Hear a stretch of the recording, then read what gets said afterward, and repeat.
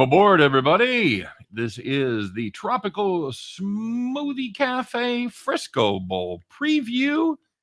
I am half of your preview host. I am Scott Steen, lead handicapper at winnersandwiners.com, joined, of course, as always, by my one and only co-host, Scott Rochelle, senior handicapper over winnersandwiners.com.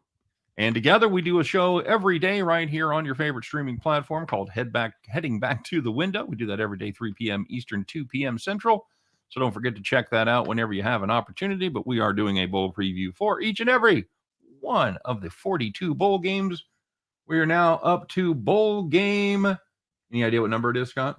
I think this is 10. Close. Bowl game number 11. And this is the, damn it, as we mentioned, the Tropical Smoothie Cafe Frisco Bowl. Scott, you know what the Tropical Smoothie Cafe is? I'm assuming it's a chain that sells smoothie type things. That's right. They also sell like sandwiches, a lot of vegan, healthy kind of stuff right there. So, and of course, the Frisco Bowl is being played in where? San Francisco, Texas. Right? Oh, that's right. Texas. Frisco, Texas, right outside of Dallas. So that's going to be relevant for one of these teams because it's going to be the San Diego State University Aztecs, and they're a 3-point favorite over the University of Texas at San Antonio. UTSA to their friends, the Road Runners. The total here is 49, Scott. Let's see. This is an odd numbered game. That means you kick off the preview. Go right ahead. So I'm sure if you have listened to us before, you know how much we've liked this UTSA team all season long. One of the teams we were high on as a dark horse candidate to win the conference, and they ended up actually winning the conference. Good for them.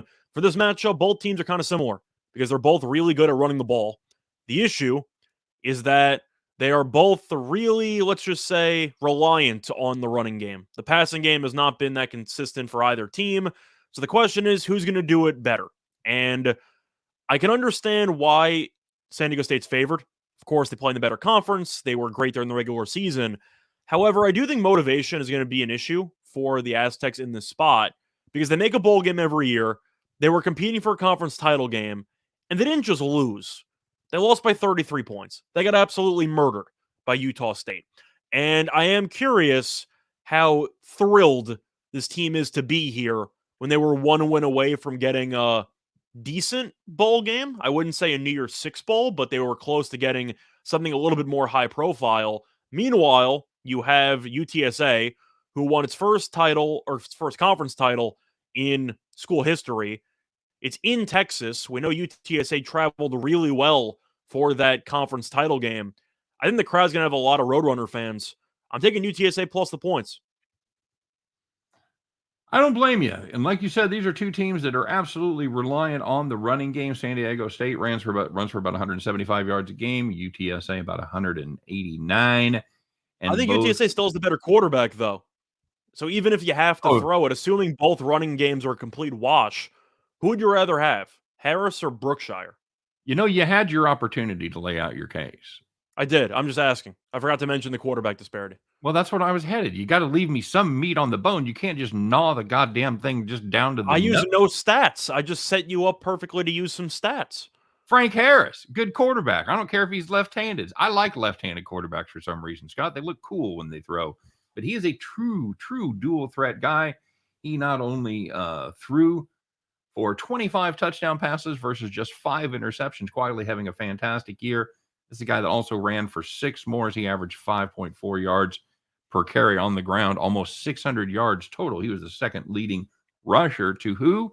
Sincere McCormick, probably the best player on the field for either team. Sincere McCormick ran for almost 1,500 yards this season, Scott, 15 touchdowns. And yes, if you have to throw the football, I absolutely like the Road Runners here. They got some genuine talent at the wide receiver position with Franklin and Clark and Cephas. If things get tough and these two teams can't run, which seems highly likely, I like the outcome if UTSA and San Diego State both have to go to the passing game. Yes, I'm going to take the dog right here, Scott. Give me a UTSA plus the 3 points. Road Runners, they take care of business. The total I found very tricky because you're asking yourself, will either team be able to break off any big plays? And I don't really know, but I've also been aware of how many overs we've seen so far in bowl games. So I'm not exactly sprinting to take an under, if you know what I mean. I'm going to lean under, though. Does that matter to you? How the bowl games are trending? See, I don't does think that it matters in affect your? terms of.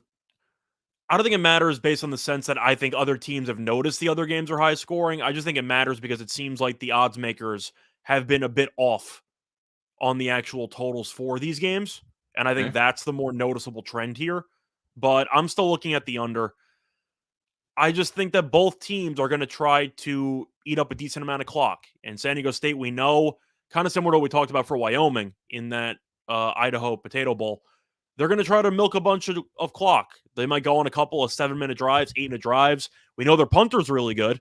So we know that you might see a lot of long fields for UTSA in this spot. But I think you'll see a lower scoring game. I think UTSA wins outright, but I do think it'll be a 24-21 type of game, 23-20, something like that. You could be right. Ryan Page says he likes the Roadrunners and the Wyoming Cowboys parlay with the under in the Browns game. I don't hate that. Of course, by the time this game is played, we'll know whether one of those legs came in. But I do like the Roadrunners. I do like them on the money line. You want to take a little sniff there. We are going to disagree on the total, Scott, just because I think this is a UTSA offense that is often undervalued. I'm not going to talk about the 49 they put up against Western Kentucky last week. That's neither here nor there. They put up 100 points against Western Kentucky in their 2 games. Western Kentucky, not a good defense, but you does play good defense. It's UAB. They put up 34 on UAB.